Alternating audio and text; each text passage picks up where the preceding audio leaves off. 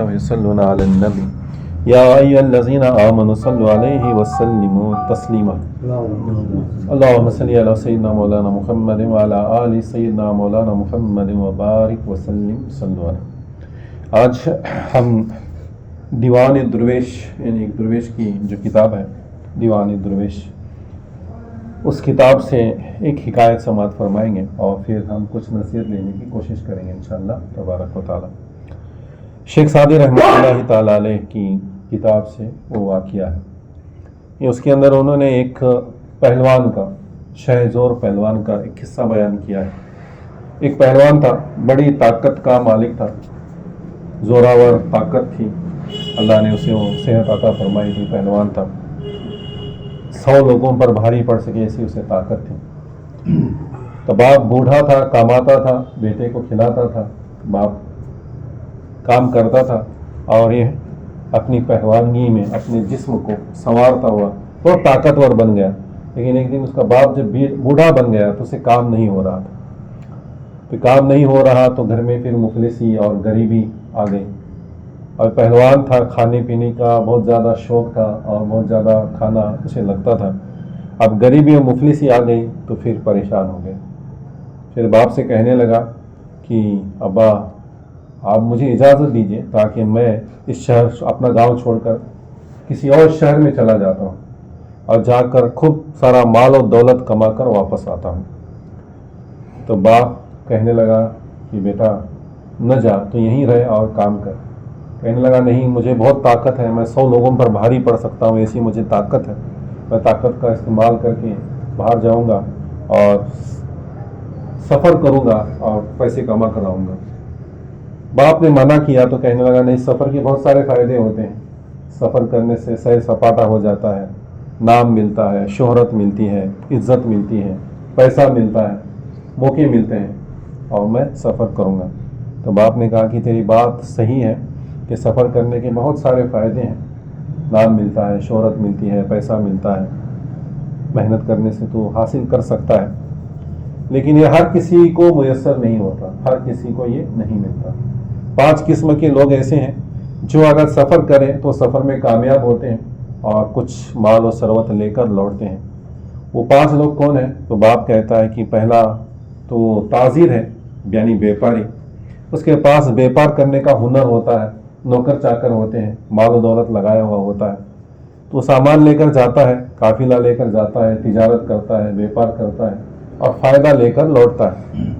اس کی ہر شام ہر الگ گاؤں میں ہوتی ہے اور ہر رات جو ہے وہ اپنی رنگینیوں میں کھو جاتا ہے اور مال و دولت کے ساتھ خوشحالی بھی اور سب کچھ وہ حاصل کر لیتا ہے. لیکن اس سب تاجر کو جیبا دیتا ہے اور اس کا کام ہے، تو تاجر نہیں، تیرے پاس مال و دولت نہیں. دوسرا وہ عالم کہ جس کے پاس علم ہو. اگر وہ سیر سپاٹا کرتا ہے، سفر کرتا ہے تو جہاں جاتا ہے اس کے علم کی وجہ سے لوگ اس کے قریب آتے ہیں، اس کی باتیں سنتے ہیں اور پھر اس کی مدد کرتے ہیں. تو تیرے پاس علم بھی نہیں ہے تو مت جا. تیسرا وہ خوبصورت، اگر بہت زیادہ خوبصورت ہے تو لوگ جو ہے خوبصورت لوگوں کے پاس بھی آتے ہیں اور خوبصورتی جو ہے بڑے سے بڑے درد کا مرہم بن جاتی ہے. اگر خوبصورت ہے تو وہ بھی کامیاب ہوتا ہے، تو خوبصورت بھی نہیں ہے. چوتھا وہ جسے اللہ نے خوبصورت آواز دی ہو، یعنی اچھی آواز. جب اچھی آواز میں وہ کچھ نغمہ پڑھیں تو بہتا ہوا پانی بھی رک جاتا ہے اور چلتی ہوئی ہوا بھی رک جاتی ہے. پھر لوگ اس کی طرف متاثر ہوتے ہیں اور پھر اسے اس کا نفع ملتا ہے. تو تیرے پاس وہ بھی نہیں ہے. تو 5واں وہ شخص ہے کہ جس کے پاس کچھ ہنر ہو اور محنت کرنے کا جذبہ. کوئی ہنر ہو، کوئی کام کرنے کا ہنر ہو اور اس ہنر پر عمل کر کے محنت کر کے کچھ کمانے کا جذبہ ہو. کسی کے سامنے ایک روٹی کے لیے ہاتھ پھیلانے کا اس کے اندر جو ہے ہاتھ نہ پھیلاتا ہو، بلکہ اپنی محنت اور اپنے ہنر سے دنیا کمانے والا شخص. تو ہم دیکھتے ہیں اس طرح کے لوگ ہمارے یہاں بھی گاؤں میں آتے ہیں. کبھی کبھی لوگ جرمن کے بھانڈے وغیرہ لیتے ہیں، پھر اسے پگھلا کر اس کے سانچے سے ہمیں کچھ برتن وغیرہ بنا کر دیتے ہیں. تو یہ ہنر والے لوگ ہوتے ہیں. یعنی ایک مثال دی میں نے، ایسے بہت سارے ہنر والے لوگ اپنے ہنر لے کر آتے ہیں، محنت کرتے ہیں، بہت سارا پیسہ جمع کر کے چلے جاتے ہیں. تو 5 قسم کے لوگ جو ہے سفر سے فائدہ حاصل کر سکتے ہیں. ایک تاجر، دوسرا عالم، ایک خوبصورت آواز والا اور ایک ہنر والا. अब खूबसूरती और अच्छी आवाज़ तो ये अल्लाह की नियामत है, वो जिसे चाहे दे। इल्म हम हासिल कर सकते हैं, ताकि इल्म हासिल करेंगे तो हमारा भी फ़ायदा होगा, दूसरों का भी फ़ायदा होगा, जिसके ज़रिए से हमारी ज़िंदगी आसान होगी। पांचवी बात जो है हुनर, हम हुनर भी हासिल कर सकते हैं। किसी चीज़ का हुनर हासिल करें और उस पर मेहनत करने का जज्बा रखें तो हम दुनिया और आखिरत दोनों उसके ज़रिए से कमा सकते हैं। तो दो चीज़ों की नसीहत जो है शेख सादी फरमाते हैं कि इल्म हासिल करो और हुनर हासिल करो और मेहनत करने का जज्बा रखो। इन चीज़ों के ज़रिए तुम अपनी दीन और दुनिया दोनों को बेहतर बना सकते। बाप ने उसे समझाया तो वो कहने लगा कि अब्बा जान तुम्हारी बातें सब ठीक है, लेकिन यहाँ बैठे बैठे कुछ हासिल नहीं होने वाला। यहाँ तो भूखमरी है, आपसे काम नहीं होता, और यहाँ का जो काम है वो मैं नहीं करने वाला, और मेरे पास ताकत है और मैं ताकत के ज़रिए सफ़र करूँगा और बहुत सारा माल और दौलत कमा कर वापस आऊँगा, आप मुझे इजाज़त दें। और फिर वहाँ से निकल पड़ा शहर के गांव के बाहर गया। उसे दरिया पार करना था, बहुत बड़ा दरिया था, दरिया के अंदर पानी भी बहुत ज़्यादा था, उसे दरिया पार करना था। तो वहाँ पर एक किश्ती थी और किश्ती में कुछ लोग अपना सामान लेकर बैठे थे, और किश्ती वाला मल्हा जो है वो लोगों से उसकी पैसे उजरत वसूल कर रहा था, यानी जो पैसा दे रहा था उसे उस किश्ती में बिठा रहा था। अभी वहाँ पर पहुँचा और उस किश्ती वाले से कहने लगा कि मुझे भी दरिया पार करना है, लेकिन मेरे पास पैसा कुछ नहीं है, तो मुझे दरिया पार करा दे। तो किश्ती वाला कहने लगा नहीं, पैसे के बगैर मैं तुझे दरिया पार नहीं कराऊंगा। वो कहने लगा नहीं, तुझे पार कराना होगा वरना मैं तुझे मारूंगा। और फिर हुज्जत बढ़ती गई और फिर उस हाथापाई तक नौबत आई, तो उसने मल्हा को नाव से खींच कर उसे मारने लगा। ये देखकर तमाम सवारी जो सवार थे सब वो मल्हा की मदद के लिए दौड़ पड़े और सब ने मिलकर जो है वो पहलवान को दूर धकेल दिया। धकेलने के बाद फिर पहलवान कहने लगा कि ठीक है, मेरे पास पैसा नहीं, लेकिन मुझे ये पार करना था, तो मैं तुमसे मदद मांगता हूँ, कोई मेरी मदद करो। वो इल्तिजा करने लगा। लोगों ने, किसी ने उसकी इल्तिजा की, इसकी मदद की इल्तिजा को कबूल न किया, किसी ने मदद न की, और फिर वो किश्ती वाला अपनी किश्ती लेकर चल पड़ा।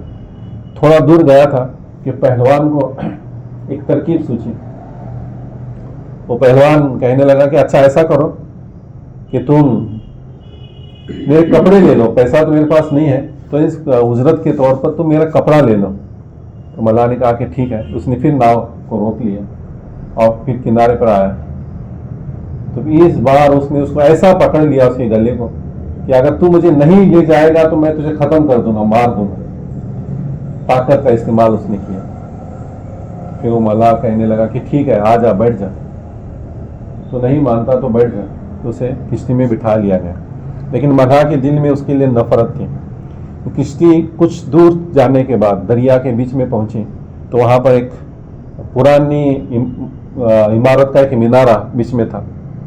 तो वहाँ पर पहुँचने के बाद वो किश्ती वाला कहने लगा कि मेरी किश्ती में कुछ बिगाड़ हो गया है और सुराख हो गया है और पानी अंदर आ रहा है, तो मुझे इसकी मरम्मत करनी है, लेकिन चलते चलते मैं इसकी मरम्मत नहीं कर सकता।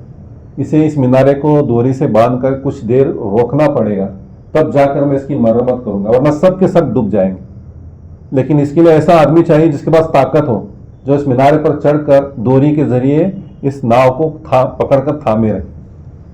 तो फिर वो जो पहलवान था कहने लगा कि हाँ, मैं तो बहुत ताकतवर हूँ, मैं तेरे काम आऊँगा। वो रस्सी लेकर मीनारे पर चढ़ गया और किश्ती को जोर से पकड़ कर रख लिया। तो मल्हा हंसने लगा और कहने लगा कि तूने मुझे ताकत के जोर पर मजबूर किया था, अब मैं अपनी अकल के जोर पर तुझे यहीं छोड़कर जाऊंगा। और उसने डोरी को काट दिया और उस मीनारे पर खड़ा रहा, दरिया के बीच में मीनारे पर खड़ा रहा। और एक रात किसी तरह उसने वहाँ पर गुजारी। फिर आखिर तंग आकर उसने दरिया में छलांग लगा दी और जैसे तैसे तैरता तैरता किनारे तक पहुँचा। जब किनारे तक पहुँचा तो बहुत भूख लगी थी, खाने को कुछ नहीं था, तो दरख्तों के पत्ते तोड़कर खाने लगा। दरख्तों के पत्ते जो मिला वो खाने लगा। फिर खाने के बाद फिर थोड़ा आगे गांव में पहुंचा, तो गांव में प्यास लगी थी। तो गांव में कुआं था, कुएं पर कुछ लोग पानी लेने आ रहे थे, वहाँ पानी बिकता था। अरब का एक हिस्सा है, अरब के देहातों का, वहाँ पर पानी बेचा जाता है। पानी बहुत कम होता है, बहुत कुआं भी होता है तो उससे पानी ज़्यादा नहीं निकलता। जितना पानी निकलता था कुएं का मालिक जो है एक बर्तन में लेकर थोड़ा थोड़ा पानी 1 पैसा लेकर लोगों को पानी दे रहा था। تو یہ بھی وہاں پر پہنچا، کہنے لگا کہ مجھے بھی پیاس لگی ہے، پانی چاہیے. تو کہنے لگا میرے پاس پیسے تو نہیں ہے لیکن پانی چاہیے. وہ کہنے لگا پانی، پیسے کے بغیر پانی نہیں ہے. یہ تھک چکا تھا، پہلوان تھا، طاقتور تھا، تھک چکا تھا. اس نے طاقت کا استعمال کرنا چاہا لیکن تھکا ہوا تھا، پوری طاقت کا استعمال نہ کر سکا اور بس اس مالک کو مارنے کے لیے بڑھا تو تمام گاؤں والے نے اسے مار کر وہاں سے دور بھگا دیا. پانی بھی نہیں ملا اور مار کر وہاں سے بھگا دیا. پھر گاؤں کے باہر جب پہنچا تو ایک قافلہ جا رہا تھا. قافلے والوں کے پاس گیا اور کہنے لگا کہ میں مسافر ہوں، مجھے اپنے ساتھ لے لو. قافلے والوں نے بھی اسے دھتکار دیا، نہیں ہمیں کوئی اور نہیں چاہیے، ہمارے پاس جتنے لوگ ہیں بس ہم اتنے لوگوں کے ساتھ ہی قافلہ چلے گا، کسی اجنبی کو ہم اپنے قافلے میں آنے نہیں دیں.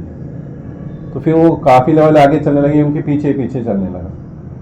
چلتے چلتے وہ قافلہ ایک ایسے گاؤں کے پاس پہنچتا ہے جہاں پر چور اور ڈاکوؤں کا خطرہ تھا.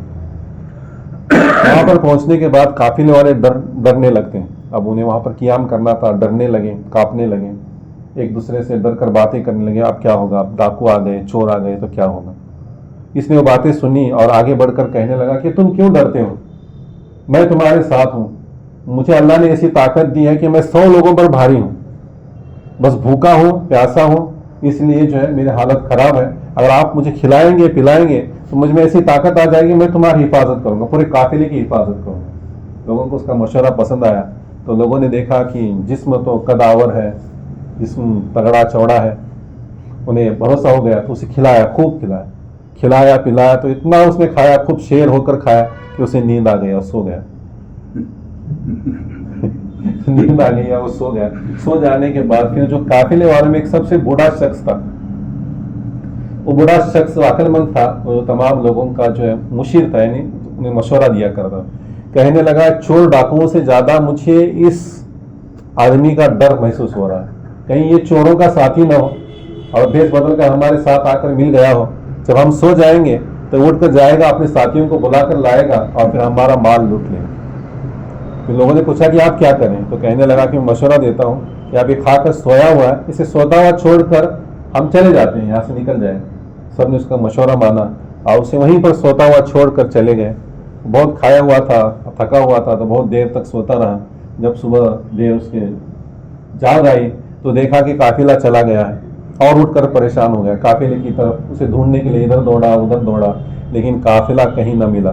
صحرا تھا، یعنی ریگستان، چاروں طرف اسے کہیں راستہ نظر نہیں آ رہا تھا. آپ کیا کریں، تھک ہار کر ایک جگہ بیٹھ گیا اور کہنے لگا کہ میں نے اپنی باپ کی بات مانی ہوتی تو اچھا ہوتا. طاقت ہونے کے باوجود بھی لوگوں نے مجھے کتنا دھتکارا، کسی نے مجھے اپنے قریب آنے نہ دیا. اب میں موت کے قریب گیا ہوں، اب یہیں بیٹھ جاتا ہوں اور اپنی موت کا انتظار کرتا ہوں کہ بھوک اور پیاس کی حالت میں کب مجھے موت آئے. اور پھر سوچتے سوچتے اس کے ذہن میں ایک شعر آیا اور وہ اشعار پڑھنے لگا. کہنے لگا کہ مسافر کی تکلیف کو وہی سمجھ سکتا ہے جس نے کبھی سفر کیا. مسافر کی تکلیف کو وہی سمجھ سکتا ہے جس نے کبھی سفر کیا ہو. جس نے سفر کیا ہے، تکلیفیں صحیح ہیں تو اسے اس کا درد ہوگا، اس کی مدد کرے گا. یہ اشعار پڑھتے پڑھتے وہیں لیٹ گیا.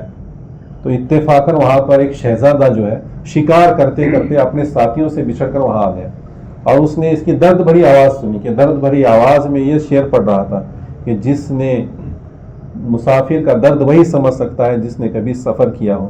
تو اس کے سرانے پر آ کر کھڑا ہو گیا اور اس کے اشعار سن کر کہنے لگا کہ تجھے کیا غم ہے، کس وجہ سے تو اتنے دردناک آواز میں شعر پڑھ رہا ہے. تو اٹھ کر بیٹھ گیا اور اس نے سارا قصہ سنایا کہ مجھے کسی نے میری مدد نہ کی، کشتی والے نے مجھے بیچ مینارے پر کھڑا کر کے وہیں چھوڑ دیا، کہ میں کیسے تیسے تیرتا ہوا پہنچا. تو گاؤں والوں نے مجھے کھانا بھی نہیں دیا، پانی بھی نہیں دیا، قافلے والوں نے بھی میرے ساتھ دھوکہ کیا، بے وفائی کی، اور اب میں مرنے کی قریب. تو شہزادہ کہتا ہے کہ مت گھبرا، تیری دردناک آواز سن کر مجھے تجھ پر رحم آ گیا ہے، میں شہزادہ ہوں، میں تیری مدد کروں گا. اور پھر اسے اپنے شہر لے گیا، کھلایا پلایا اور بہت سارا مال و دولت اسے دے کر اس کے گاؤں تک اسے پہنچا دیا. جیسے اس کے گاؤں میں پہنچا، باپ کے پاس پہنچا تو باپ خوش ہو گیا کہ میرا بیٹا سلامت آ گیا. پھر بیٹا بھی باپ سے گلے ملتا ہے اور اسے ساری کہانی سنا دیتا ہے اور کہتا ہے دیکھ میں مال و دولت لے کر آیا. تو باپ کہتا ہے میں نے تجھے پہلے ہی کہا تھا کہ مت جا، تیرے پاس کوئی ہنر نہیں ہے، کوئی علم نہیں ہے، خوبصورتی نہیں ہے، آواز نہیں ہے، بس تو طاقت کے زور پر جا رہا ہے. اگر کوئی طاقتور ہے، بہادر ہے، لیکن اگر وہ غریب ہے، مفلس ہے، تو اس کا باپ اسے نصیحت کرتا ہے کہ اگر کوئی طاقتور ہے، بہادر ہے، لیکن وہ غریب ہے، مفلس ہے، تو اس کے بہادری اور شجاعت کے ہاتھ بندھے ہوتے ہیں، غریبی کی وجہ سے اس کے ہاتھ بندھے ہوئے ہوتے ہیں، کوئی اس کی مدد نہیں کرتا. تو نے میری بات نہ سنی، گیا اور اپنی جان گنوانے کے قریب تھا، لیکن اللہ نے تجھ پر رحم فرمایا اور تو زندہ واپس آیا. تو کہنے لگا نہیں ابا جان دیکھو میں نے جیسا کہا تھا ویسا مال و دولت لے کر آیا. اس نے مال و دولت دکھایا. کہنے لگا یہ تیری کسی کوشش کا نتیجہ نہیں ہے، یہ بس اللہ تبارک و تعالیٰ کا رحم و کرم ہے، اور تجھے ایک موقع ملا، اتفاقاً وہ شہزادہ وہاں پر آیا، اس وجہ سے تجھے یہ موقع ملا. دوبارہ ایسی حرکت نہ کرنا. پھر ہمیں اسے نصیحت دیتے ہیں شیخ سعدی رحمۃ اللہ تعالیٰ علیہ کہ مال و دولت کمانا ہے، پیسہ کمانا ہے تو ہمارے اندر علم ہونا چاہیے، ہنر ہونا چاہیے. علم ہم حاصل کر سکتے ہیں کتابیں پڑھ کر، محنت سے، اور ہنر حاصل کر سکتے ہیں کسب کے ساتھ، کوشش کے ساتھ، اور اس کے ذریعے اگر محنت کریں گے تو ہم اپنی دنیا کو بھی بہتر بنا سکتے ہیں اور آخرت کو بھی بہتر بنا سکتے ہیں. یہ جو نوجوان طاقتور ہونے کے بعد اپنی قسمت آزمانے کے لیے چلا تھا، اتفاقاً اسے شہزادہ نہیں ملتا تو ریگستان میں بھوکا اور پیاسا دردناک موت کا شکار ہو سکتا تھا. تو ہمیں اسے درس کیا لینا ہے کہ حکایت تو ہمیں اچھی لگتی ہے لیکن اس طرح بیجا کوشش نہیں کرنی ہے. اور پھر آگے وہ نصیحت فرماتے ہیں کہ کہتا ہے باپ بیٹے کو کہ سن میں تجھے ایک قصہ سناتا ہوں. ایک بادشاہ تھا فارس کا، وہ اس کا ایک بہت بڑا محل تھا. تو اپنے محل کے پاس پہنچا اور اپنی انگوٹھی نکال کر محل پر لگا دی اور کہنے لگا کہ جو تیر انداز اچھا تیر چلا سکتا ہے وہ آئے اور اپنی قسمت کو آزمائے. جس کا تیر اس نشانے پر لگے گا، اس انگوٹھی کو لگے گا، تو اسے میں اپنا وزیر بناؤں گا، اپنی سے آدھی سلطنت دوں گا. تو سارے ملک بھر کے تمام تیرانداز آ گئے. ہر ایک نے کوشش کی. محل کا گنبد بڑا اونچا تھا اور انگوٹھی بہت چھوٹی تھی، نشانہ کسی کو نہ ساتھ سکا کوئی، اور سب کے تیر رائگاں چلے گئے. لیکن وہیں پاس ایک چھت پر ایک نوجوان تیر اندازی کا کھیل کھیل رہا تھا. اسے کمپٹیشن میں حصہ بھی نہیں لینا تھا، بس وہ چھت پر کھڑا تیر اندازی کا کھیل کھیل رہا تھا اور اس کا تیر اس نشانے پہ جا کر لگا. جیسے ہی تیر لگا پوچھا گیا کس کا ہے تو بتایا اس نوجوان کا. اسے بلایا گیا، تو نے مقابلہ جیت لیا ہے، اب تو وزیر ہے، آدھی سلطنت تجھے دی جائے. وہ خوش ہوا اور اس نے وہ جو انعام تھا انعام لیا. لینے کے بعد سب سے پہلا کام اس نے یہ کیا کہ اپنی کمان اور اپنا تیر جلا دیا. لوگوں نے پوچھا یار یہ کیا کیا، جس کی وجہ سے تجھے یہ سب کچھ ملا اسے کیوں جلا دیا؟ تو کہنے لگا یہ میری کوشش کا نتیجہ نہیں ہے، نہ میں ایسا ہنر رکھتا ہوں کہ اگر مجھے دوبارہ کہا جائے کہ تیر مار تو میں نہیں مار سکتا. جیسا وہ بادشاہ کو بھرم ہے کہ میں اچھا تیر انداز ہوں، ویسا میرا بھی بھرم ہے کہ میں بھی تیر انداز ہوں، اور میرا بھرم باقی رہے اس لیے میں اس کمان کو اور تیر کو جلا دیتا ہوں. اور اس نے تیر اور کمان جلا دی. اور اس حکایت کے بعد پھر شیخ سعدی ہمیں نصیحت کرتے ہیں کہ سب کچھ تقدیر کے بھروسے نہیں چھوڑنا، کچھ محنت بھی کرنی ہے، مشقت بھی کرنی ہے. جو سیدھا راستہ ہمارے پاس دیا گیا حلال روزی کمانے کا اسے اپنا کر علم کے ساتھ، ہنر کے ساتھ، محنت کے ساتھ اگر زندگی گزاریں گے تو ہماری دنیا بھی سنور جائے گی اور آخرت بھی سنور جائے گی. بہرحال اللہ تبارک و تعالیٰ کی بارگاہ میں دعا ہے کہ اللہ تبارک و تعالیٰ ہم سب کو کہنے اور سننے سے زیادہ عمل کرنے کی توفیق عطا فرمائے. وما علینا الا البلاغ المبین وآخر دعوانا ان الحمد للہ.